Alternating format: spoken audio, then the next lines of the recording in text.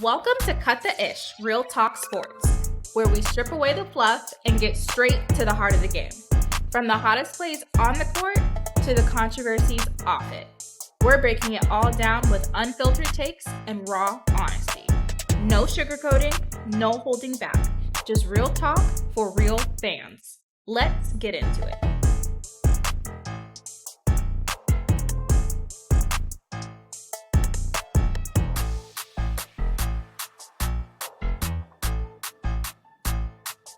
Move on to our next topic. Well, the vault. Somebody said Kelsey Mitchell was top priority, and the Fever fans got all upset. Yes. They got all upset. Hold on, let me bring up her. Look, I'm gonna play her true comments, and then we're gonna react. So hold on 1 second. Let me get this up here because y'all out here be clipping stuff on Twitter. Next thing you know, they make whole lives out there for these content creators just based off that. I'll be like, dang, can we go listen to the whole thing? They're like, no. If you don't want my GOAT, like Duvall be saying about his GOAT, you don't want my GOAT to be the number one, fine. We out of Indiana. I love my GOAT. You know, my GOAT, we got our bags at the door. You ain't gonna be doing all that issue, though. Yeah, nah, we got our bags at the door. Just tell us you don't want us on Michael Alter. Just tell us you don't want us. Hey, we gone. You what you mean you gone? We gone. You don't want our GOAT, we don't want you. Shoot, we gone. You know what I'm saying? We got the bag packed at the door. All Andrew got to do is say the word. Only thing Andrew got to do is say, cuckoo! We out of here. You something wrong with you, man. All she gotta do is say, "Woo!" That's all she gotta say, and you out. Yeah, we out of here. Well, you crazy. Hold on. Let me get this up here. I can't be messing around with y'all. You know why? Because the people out here watching. Yeah, they watching. Commenting. Yeah, they out here watching. I'm scared of these people. I can't. Why they ain't clicking? There you go. All right. You got that slow Wi-Fi? Yeah, it's doing something silly. And then I gotta get through the You shut your. Don't talk about my stuff. I paid my bill. All right, here we go. Shut up. All right. I'm going to put the overlay on here so y'all can get it, and then we're going to listen.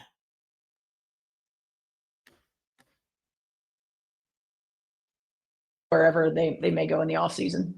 Yeah, and I guess with the offseason too, Amber mentioned in her exit interview that the number one priority was to land Kelsey in free agency again. Just how important was she to your team this year? How important has she been to the Fever? Obviously, the 8 years she's been with the franchise, and how badly do you want to keep her around? I mean, yeah, she was the number one priority a year ago, and she's the number one priority this year. She's been so important. And, I said this last year, Kelsey deserves to go through this stage of her Indiana Fever career.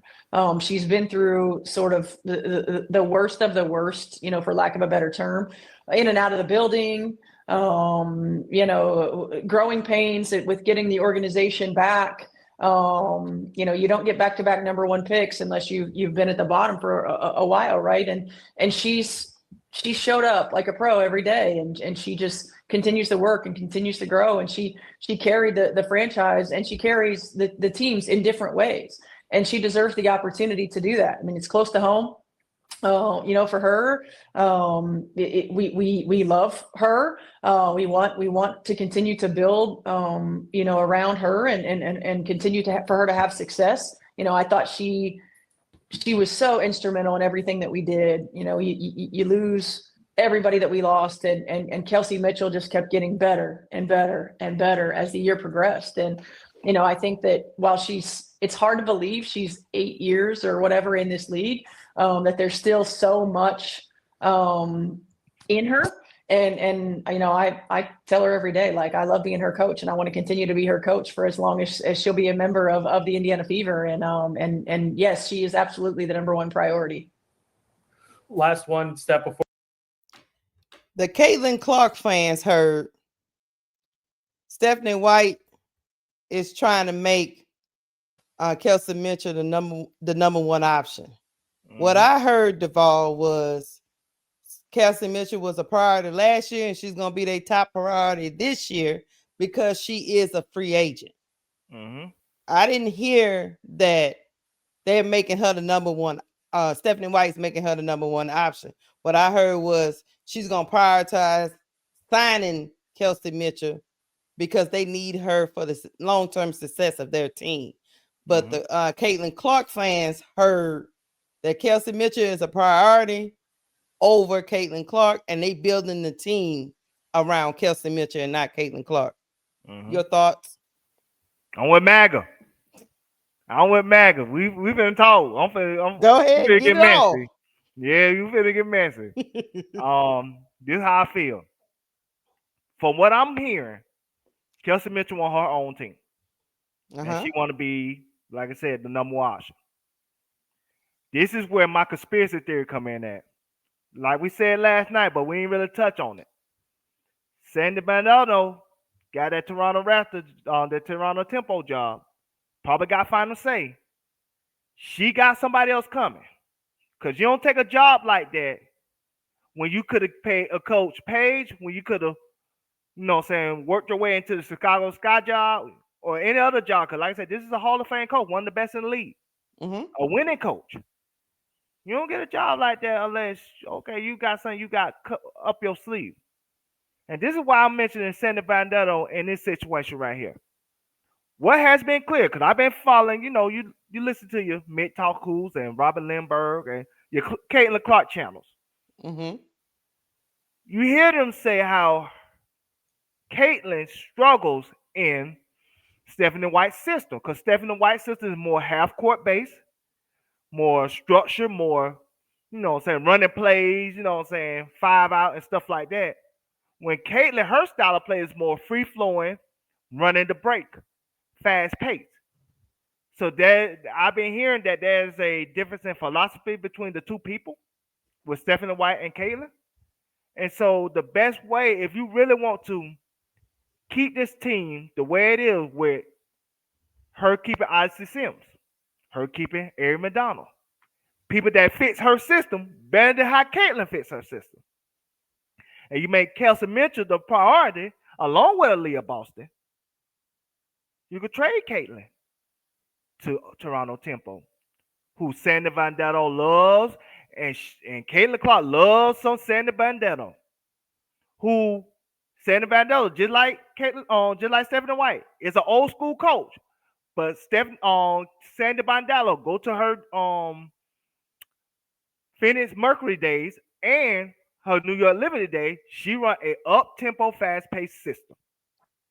And so you don't think Sandy Bandano wouldn't mind giving up 3 firsts and 2 seconds for Caitlin to get her as her building block, along with, like I said, this free agency season of 2026, where only the 2003 class all the way up to today, rookie class, and Kalani Brown and Alexis Brown is the only people that signed beyond 2026. Everybody else a free agent. So you could build around your team quickly, especially if you got a starting piece like a Caitlin. Now, I'm gonna be a hypocrite because I say you never trade the money. Nope. You never trade the money. But I'm gonna tell you why I say all money ain't good money. What happened? Indiana don't like the perception that they getting around the league that they being labeled as a racist team. Because the downside of being in the Caitlin Clark business is majority of her fans are MAGA. They are racist. And now you getting that label as an Indiana Fever franchise of being a racist franchise. Who what to say that Indiana Fever don't no longer want to be associated with that, and don't mind getting from under the Caitlin Clark umbrella especially if you already got a ready to win now team without her, and you can use those picks that you get from Toronto to keep the status quo of your team going in a high level. Because, like I said again, you can use those picks to trade for better players. You can use those picks to use for young players that could come into the system and keep the system afloat. So it at some point you might want to ask, if you're Indiana, hey, do I want to still be labeled as this?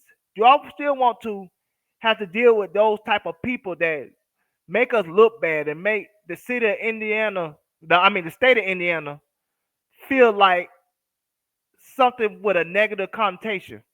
Or would you rather just move away from that and just start fresh and start anew? I don't know, but that's my theory. You gonna disagree with it? Cool, but that's how I feel and I stand on it. Let me counter you for a minute. Yes, ma'am. This is only a counter. So, and I'm gonna play this by Stephanie White because that is part of my counter. So you're under the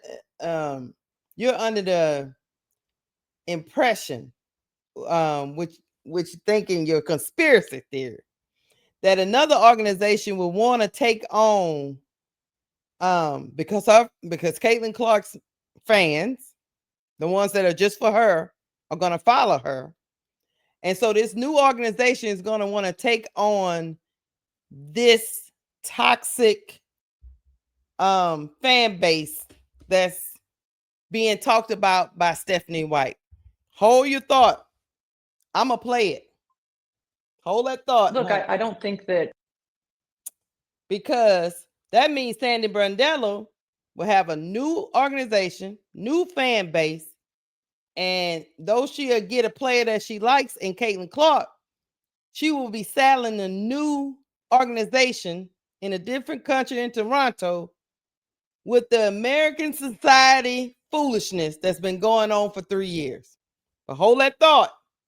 Look, I don't think that a lot of things that are thrown out around in social media and in whatever the conversations are Caitlin's life. I think people are talking about Caitlin and projecting whatever they feel at the time. I think the most important thing for me when Jake was asking the question is just that she's so mature beyond her years. I mean, the way that she handles celebrity, the way that she handles being in the spotlight and competing at a high level, and really has over the last however many years.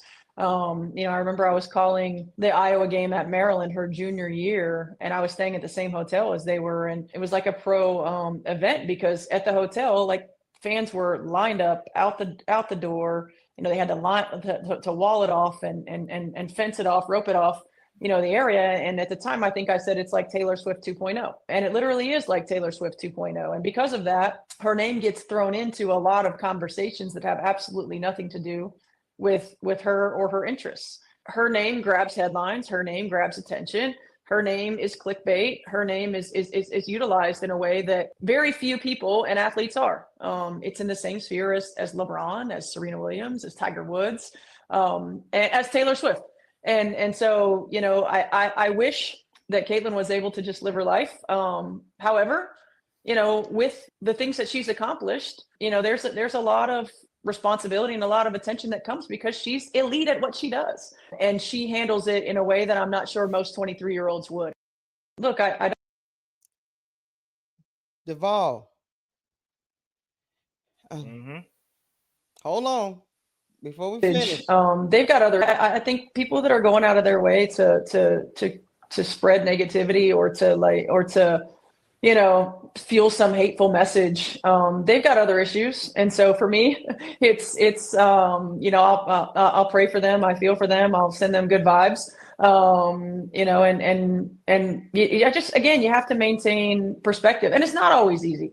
It's not. That's why I delete the apps. That's why I create boundaries. That's why I, surround myself with people who can be honest with me, who can help me maintain perspective. Because there are a lot of miserable people out there. I often say, and I say this to my own children, like, it's not hard to not be a jerk. And people go out of their way to be jerks. I just don't like to subject myself or my family to any part of that. You think a new franchise in Toronto wants to deal with all the stuff that would come with bringing a player like Caitlin Clark to their team? I'm gonna answer that, but before I answer that, I'm gonna talk to Felicia Danes for a second. You are right. She did forget about Angel Reese, but I think she did that intentionally because she would have mentioned Angel Reese's name when she mentioned Tiger Woods and all that. That would have been the Clickbait. headline. Yep. And she did not want that because I remember when she mentioned Angel Reese as generational talent with Caitlin Clark. They ain't even talk about that she mentioned Caitlin Clark and Paige Becker. They talk about why she mentioned Angel Reese because that's a real rivalry in their mind, the MAGA's mind. So that's what you have to factor in. That she knows that the moment she mentioned Angel Reese, the quote will be about Angel Reese and not about what Caitlin is dealing with when it comes to her fans and the perception and the type of negativity that comes with being a Caitlin Clark supporter. Now, you said, will Toronto want that? I'm gonna tell you they'll want that for 2 reasons. One, a lot of owners, they are short-sighted. They just think about the money first. It's once they're inside the chaos, that's when they have buyer's remorse. But initially, they're gonna just think about the money first, the selling out of arenas, the relevancy, which is my second part, the relevancy. Because think about this. Nobody cared about Indiana before Caitlin went there. Nobody cared about Chicago before Angel went there. And those are the 2 most relevant franchises in the WNBA and 2 of the most relevant franchises in all of sports. New teams want that. I'm pretty sure Toronto Tempo, who already feel insecure because they're not America and they're not considered United States of America, but they want the imprint inside the United States of America, would love to have a Caitlin Clark so their franchise to be relevant. Their franchise could be the number 1 talked about franchise in WNBA. So they would take the trade-off initially to get their name out there, to get their franchise relevant and to get their franchise into a stratosphere of being talked about among social media and many other things. And so I think they would take the trade off initially because a lot of owners think short-sighted. They don't think, okay, the long-term ramifications of having a Caitlin Clark on your roster and what that brings. And if she come up short, who gonna get the blame? They don't look at it like that. They just look at dollar signs. And so that's you think, and you also think that Caitlin would like to push back her timeline to get to a championship because no matter who Sandy brings, they all have to mesh. Yes. And we see that both seasons, Caitlin has a hard time meshing. Yes. Because she's running her own system. So therefore, that's put more years on her timeline to get to a championship. I will say this. Until Caitlin Clark proves me differently, I think Caitlin Clark is more infatuated playing the style of play her way than playing on a championship team. And you think Sandy would let her do that? Yes. I think Sandy will allow her to play mostly the style of play that she likes to play. Because that's the type of coaching that Sandy does anyway. She plays up tempo. If you watch the Liberty, they always play fast. Go back and watch the Mercury. When they won their championship in 2014, they play that style of basketball. They do, but they play a system though. Yes. So I think she will blend some of what Caitlin does into what her system already has in store. So I think, yes, Caitlin wants to mostly play her style of play more than she want to be on a championship level team. I really believe that. So we all found out, we already know that her system don't win championships, right? Yes, I agree with that. But I think now, so you're okay with her giving up her chance to be in a system and learn how to really play this game by going to another team to help them get their fandom and get their franchise up and going and still not win? This is where I'm just asking. No. I'm going to tell you the truth. This is where I feel like Caitlin Clark is immature. This is where I feel like Caitlin Clark needs to grow up. Even right now, instead of her playing into a basketball league, what she said she gonna do? Golf. How's golf gonna help you win a championship? How's golf gonna help your development when you already shot 29% from three and 36% from the field? Where's golf gonna help you play defense? Where's golf gonna help you play moving without the basketball? She's not mature enough to see that. Hey, I need to grow my game from a mental standpoint for me to get to where I need to go. And for whatever reason, even the success of the Indiana Fever this year didn't inspire her enough to say, you know what, let me get into the lab for real, and really tweak my game where I could be the best version of myself. It seemed like to me, she more about Caitlin than she is about the team. Until she proves me otherwise, I'm gonna always feel that way based on the moves that she had made up to this point. Based on her off-season moves, based on, you know what I'm saying, her unwillingness to do the things that she needs to work on for her to succeed. And I don't just blame her immaturity. I blame the people around her for not telling her the truth. And most importantly, I blame her fans for calling her. Because they always try to make her feel like she's the victim and it's everybody else's fault. Instead of saying, Caitlin, get your ass in the gym, learn how to play some defense, learn how to shoot without the basketball, learn how to, you know what I'm saying, get stronger with your right hand, with your left hand, go to the basket, learn how to play off your left, because you know she's strong at her right, but she weak going to her left. Learn how to do stuff basketball related so you get to the next level. But no, Caitlin want to go play golf. Caitlin want to do speaking engagement, where I think her speaking engagement rate is like, for 30 minutes is like 250, for an hour is like 500,000. It's very high. She got high speaking engagement rate. So she'll rather do that stuff and make money than to work on her basketball game. So I wouldn't be surprised if Caitlin thinks short-sightedness because of her immaturity right now and say, you know, I just want to play my way. Even if I don't win, I just want to play my style of basketball, then go back to Indiana and say, you know what, Stephanie White, what you need me to do to be a winner here? Do I need to take a back seat to Kelsey Mitchell, but still be a winner, or only could be the winner if I'm the marquee? Because one thing we can say about Angel, I hate making this conversation about Angel at this moment, but we know Angel won't do anything to win. If she got to be the first option, second option, third option, she want to do whatever it takes to win. If Angel got to play defense the whole game, not even touch the basketball once on offense, long as we win it, she wants to do that. That's why Angel competitiveness and her willingness to win never get questioned. But we always on this channel questioning Caitlin Clark's desire to win. Why? Because we always feel like she just want to win her way. And that goes back to Iowa. They were saying that Iowa is correct. Did we play videos on that? She want to play her way. And till I feel otherwise, it feel like even when it comes secondary to her, long as she get to play her style of basketball and have fun, that all that matters. And I think that's a shame because she could be an all-time great player if she really put the work in. Well, so you have a lot of respect for, and then we're gonna get off of this. You got a lot of respect for Coach Sandy Brondello, right? Oh, I love Sandy. You know I love Sandy. You love Sandy, right? Yes. And you gotta know that Sandy knows that the way she plays is not championship basketball. She knows that. But I think what Sandy gonna do initially is try to see if it works. Stephanie White did that too. I know. But they all gonna do that.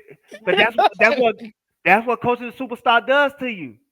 It makes you irrational about stuff that you know that don't, you know what I'm saying, don't make sense.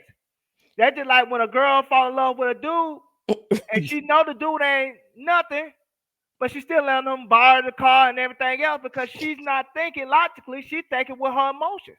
And so I think with Sandy Brondello, she gonna think with her emotions initially and be like, let me see if I can mix my little system with Caitlin Clark's playing style. Let me see if that works. And then it probably gonna come at some point in the season where she gonna go to Caitlin and be like, hey man, we might need to switch it up because this ain't getting us nowhere. But they always think short-sighted when they feel like they so in love with the prospect of the person that they coaching instead of really thinking and coaching with logic. That's all. But as soon as she try to tell her that, here come Caitlin. We didn't seen this movie before. This would be the third time. As soon as you go to tell Caitlin that, here come the Clark fans. So. Oh yeah, they're MAGA. Yeah, they gonna say they something. coming for Sandy all the way over there in Toronto. Yes, they got passports. They were reach across borders. So I believe you. You know what I'm saying? So that's my only caveat to what you're saying. I just would be, if I was Toronto, the motto for me would be the Valkyries. Yes. That's what I would do. I would put together a great team that can possibly make it to the playoffs and get their new fan base, because everybody likes new stuff. Yes. To get their new fan base engaged and not try to microwave the situation. That's what good managers do.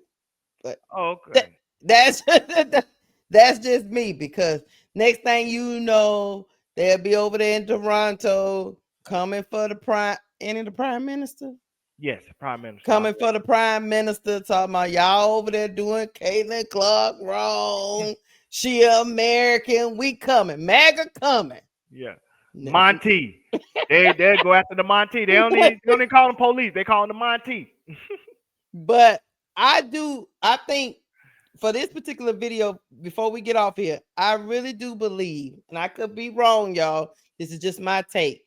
I think Stephanie White was doing a little PR here, Duval. She wanted to make sure Kelsey Mitchell knows that she is valued by the Indiana Fever. And please don't leave me. Yes.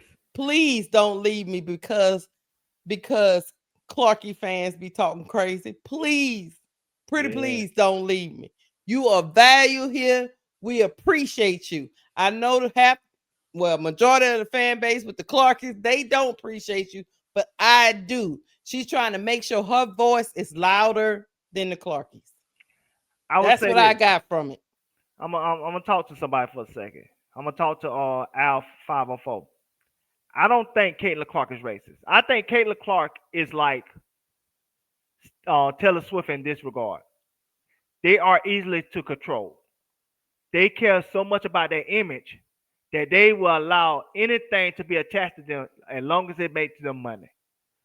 But I don't think those two individuals are racist. I just think they more so are easily controlled because they more are capitalists than anything. They just want to make money. That's all they want to do. Is make money. They even that means being attached to something that don't represent them. As long as that check clear, and clearly that what matters to them most of all, they are okay with it. They they soul toss a turn when they sleep at night, but at the same time they still want the fame and fortune that comes with their success. And so, but I don't think Caitlin Clark is racist. I just think she's somebody that's easily controlled by her family and people that's around her that say, hey, just keep your mouth shut. Let's keep the money rolling so we can live a lifestyle that we never lived beforehand. I'm with, and at the end of the day, I don't know what's in the girl heart, to be honest with you. I just know that the people that put up their flag for her, they a little suspect. I got the side eye at a lot of them, and a lot of them straight up just getting cussed out. But that's neither here nor there. I mean, all superstars got some toxic fans, because I'm gonna tell you, some of them LeBron fans, I'll be like, y'all crazy. but at least it's not to the extent of being racist. But I'm just saying about sometimes they be a little delulu. That's all I'm gonna say. Yeah. So hold on.